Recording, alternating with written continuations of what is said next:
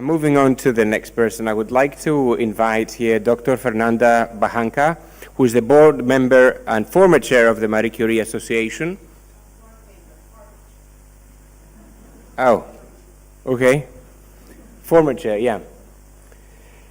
Of the Marie Curie Alumni Association and research manager at the University Hospital of Toulouse. And she'll be giving the award to Dr. Monica Bettencourt Diaz from Portugal, a prominent cell biologist studying mechanisms of cell division with implications of understanding diseases such as cancer.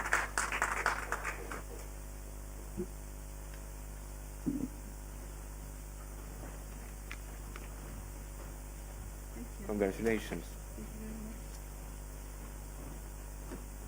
Hello everyone, it's a huge pleasure to be here today. I'd like to start by congratulating the universities that had the award, but also the other members of the team. And for me in particular, it's a huge honor to be here and to be part of the team because this initiative values some of the issues that are more dear to me. One of them is of course the excellence in science, and for that is super important to have collaboration. And the other one is inclusivity, and we need diverse teams to really use all the talent to do excellent science. And furthermore, the third one is really the communication of science, because if we really want to have a knowledge-based society, as it was said before by my colleague, our role as scientists is no longer just to do science, but probably even stronger nowadays to communicate what we do in a way that is accessible to everyone. So in my path in science, sorry, I'm trying to pass my slide, okay. So, okay. So I started, I'm a cell biologist, so I care about cells and their role, for example, in heart regeneration in my PhD, on the proliferation of cells and related to cancer on my postdoc. And I started my group in 2006 in Portugal at the Gulbenkian Institute.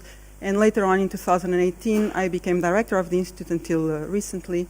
And one of the paths while I was director of the Institute was also to promote collaboration, in particular through an alliance of research institutes in Europe, which is called EULIFE, but also to promote science democratization. So this idea that science is from all for all is really dear to me, which we promoted with using science in concerts, classical concerts, but also, for example, really hard rock concerts, so that we get everyone into science, but also democratization of science in the sense of actually promoting science in Portuguese-speaking African countries. But what I do, and I'll go quickly into that, is focusing on these really small structures called centrosomes and cilia, which I'm calling cell antennas, which are really important in your body at this moment because you are sensing light through them, you are sensing whether you've eaten enough or not in the last meal through these structures. You have cell proliferation through them, and you are also expelling particles in your trachea through these cilia. At the same time, if you pick a sample of soil, which we've heard a lot about the importance of soil today, or pick a drop of water in the Mediterranean, you'll see a lot of organisms that depend on these structures for, this is, am I doing it right? Okay, sorry guys. So that are proliferating, moving and communicating through these structures. So they are very important both for health and for the environment. And in my work, we've studied these structures in the context of health, in particular in the context of cancer. So if you see on the right side, on the top, you see a normal cell. And I'm not sure if the laser will work, but you would see at the top some bright structures that you have less of them in a normal cell versus the lower picture with more of those bright small structures that are centrosomes. And we study how these structures can be important for the development of cancer and the prognostics in cancer.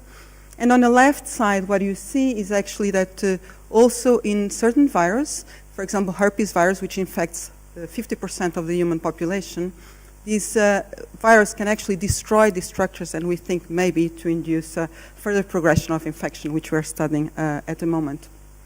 On the other hand, we really also care about environment biodiversity, and because these structures are so important for life in general, we're also now studying these structures in marine organisms on the left, and you see the bright stars again, how they are important for their proliferation, but also on other organisms like mosses on the right, and you start seeing these structures that we have to visualize with electron microscopy sometimes to really see all the details. You see these beautiful structures coming out, which are really important for actually fertility and proliferation in the mosses that we see on the right.